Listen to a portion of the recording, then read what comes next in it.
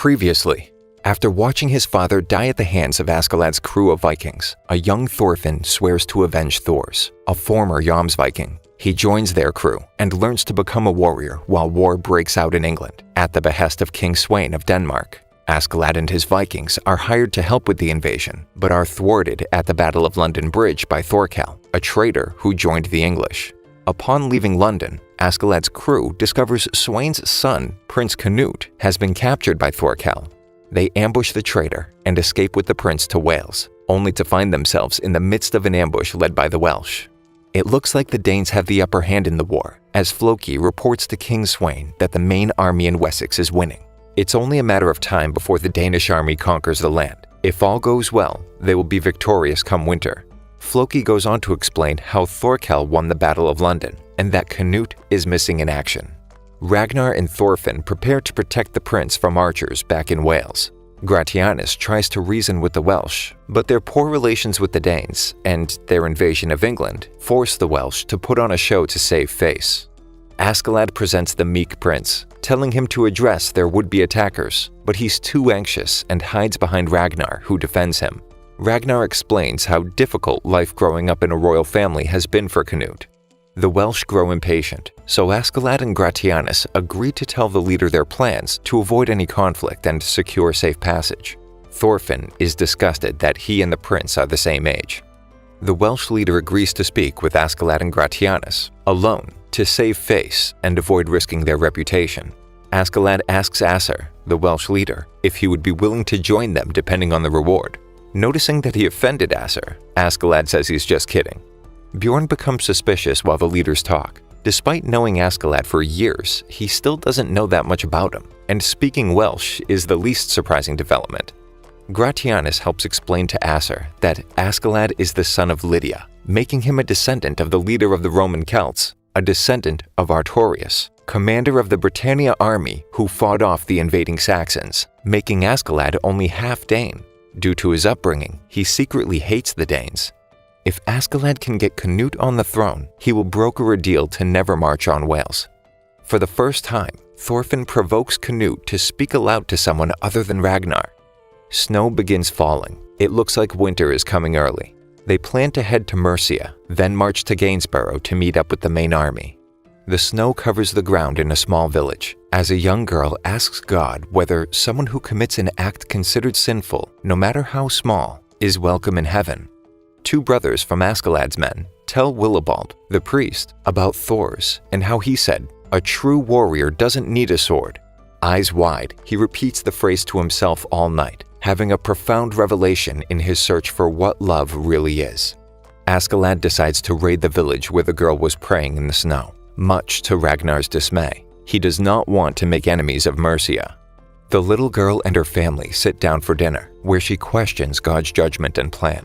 She leaves to find the ring that she stole from the market hidden in a tree, fearing God's wrath and being separated from her family in the afterlife. That's when she sees them, the Danes at her front door.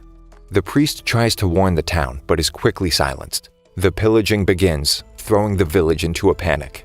They gather all the villagers. There isn't enough food for everyone, and with the chance of being discovered by the enemy, they slaughter the village, executing them all before burying them in a mass grave. The girl survives, escaping into the night.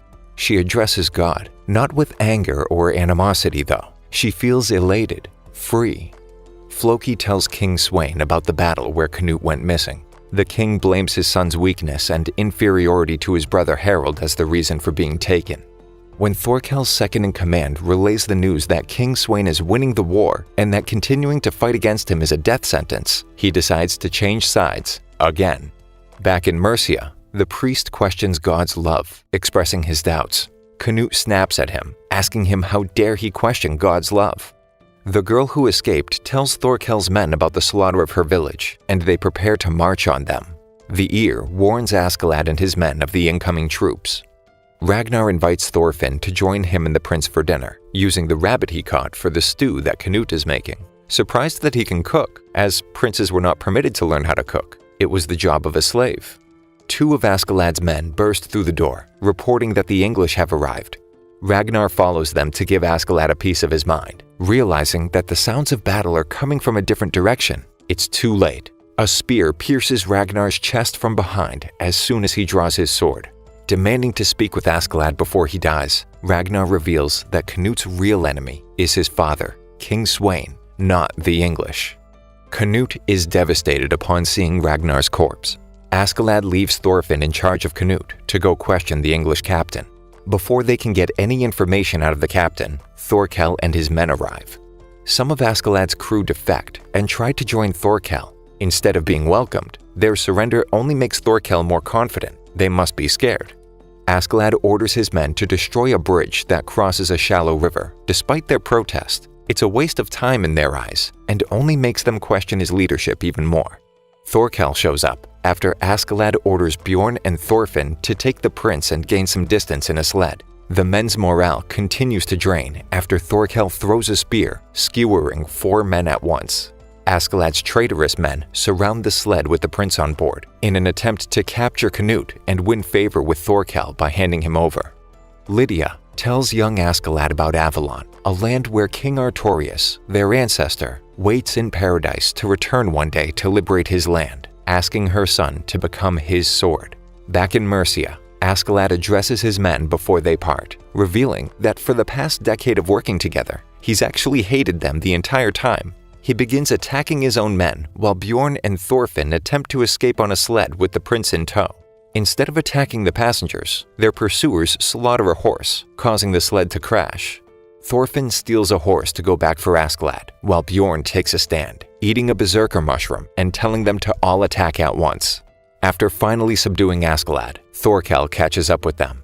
Instead of accepting their surrender, Thorkel tells his men to kill all the rebels while sparing Askeladd.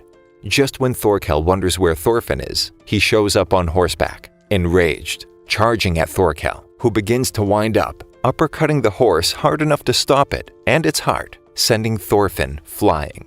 Landing safely, Thorfinn begins screaming at Thorkel to leave Askeladd for him. To everyone's surprise, Thorfinn isn't one of his followers, but his enemy. Thorkel agrees to duel for Askeladd's life, and they both square up, preparing to duel with a crowd of rowdy Vikings as witnesses. Thorfinn rushes him. If he can see his attacks, he can dodge. He lands a hit. No good. Thorkel is wearing chainmail under his tunic. Thorkel reveals that Thor's wasn't a descendant of noble blood like Thorfinn thought. He rose through the ranks because of his battle prowess. It was Helga, his mother, who was the daughter of a jarl, a king. If he wants to know more about his family, Thorfinn must entertain Thorkel some more, at which the Vikings begin to laugh when Thorfinn accepts the challenge. But Thorkel isn't laughing. He tells the men he considers Thorfinn to be a warrior, and they shouldn't be laughing. They should take Thorfinn as seriously as he does. Askeladd wonders what happened to the prince. Knut lies in the snow, wishing it was all over when he sees a vision of Ragnar. He apologizes to Knut for raising him like a regular kid, against the Jarl's wishes, but Knut thanks him. It's time he stops dreaming. It's time to wake up. Knut wakes up to find Bjorn going berserk, killing everyone in his path. The priest is glad he isn't hurt, but tells him Ragnar didn't love him, that watching 62 men being murdered for the prince's safety isn't true love. Thorfinn lands a few hits on Thorkel, who asks him what makes a true warrior, causing him to have a flashback to when his father told him the answer to the same question. Knut asks the priest what true love is. He tells the prince that the feelings Ragnar felt were not true love, but discrimination. True love is found in death. In the cycle of life, nature, and our return to nature in death is love. Thorkel sends Thorfinn flying with a kick, causing Askeladd to lose any hope of survival. Bjorn turns his blind rage towards the prince. The priest says he's insane, but Knut says everyone is the same. No one is sane. Knut calms Bjorn down. Rejecting God and vowing to create a paradise on earth, he will give meaning to their battles, to their lives and deaths. Thorkel approaches Thorfinn, who comes only to find his arm broken, leaving him unable to fight. Askeladd walks over and demands Thorfinn allow him to help, while Thorkel sits down and promises to tell Thorfinn about his father, Thors. Before Thors defected and took his family to Iceland, he and Thorkel were commanders of the Vikings. After the Battle of Hjörungavágr in 987 AD, Thorkel believed he had perished. until 3 months after Thor's funeral, he caught Thor's and Helga trying to leave in the night with Thorfinn's infant sister Ilda. It turns out that Helga is the daughter of the Jomsviking leader and Thorkel's niece. Thorkel tries to stop Thors from leaving because it was a death sentence without the permission of the Jarl. But Thors quickly beats Thorkel without a weapon and agrees not to tell his brother, the Jarl. Thorfinn refuses to answer any of Thorkel's questions, but agrees to heed Askeladd's advice. Thorkel's weakness is his head. The duel continues, and Thorfinn feigns defeat. Just as Thorkel lets his guard down, Askeladd uses his sword to reflect the sun, temporarily blinding Thorkel. Thorfinn quickly takes advantage and kicks Thorkel in the head, knocking him out briefly, and begins to attack until Thorkel's men pry him off and attempt to kill him. This enrages Thorkel. How dare they disrespect his honor and their duel? Before anyone moves in for the kill, the prince, Canute, arrives and orders them all to stop. Whoever dies in this fight will die in vain. Admitting defeat, Thorkel orders his men to let Thorfinn go. Canute tells Thorkel that Askeladd and Thorfinn are his followers and that he's taking their sled and supplies. The prince tells Thorkel he has no value as a hostage since his father, King Sweyn, wants him dead anyway. Canute tells him he's going to Gainsborough to fight the king. Thorkel recognizes the look in Canute's eyes and admits he regrets not following Thor's all those years ago, never learning what it means to be a true warrior. He agrees to help Canute fight the king and pledges loyalty to the prince. Askeladd bursts out laughing and walks over, pledging his sword to the prince, admitting he killed Ragnar. Canute tells the men, whoever wants to follow him, they can. He's going to tear King Sweyn from his throne. Floki receives the news, but refuses to believe that Thorkel would follow Canute and is completely shocked when he is proven wrong. Canute warns his new followers to be cautious and gain as much favor as possible, knowing they don't have many allies.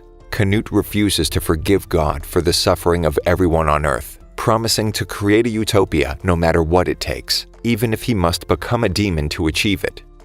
Thank you for sticking until the end. Subscribe for more videos like this.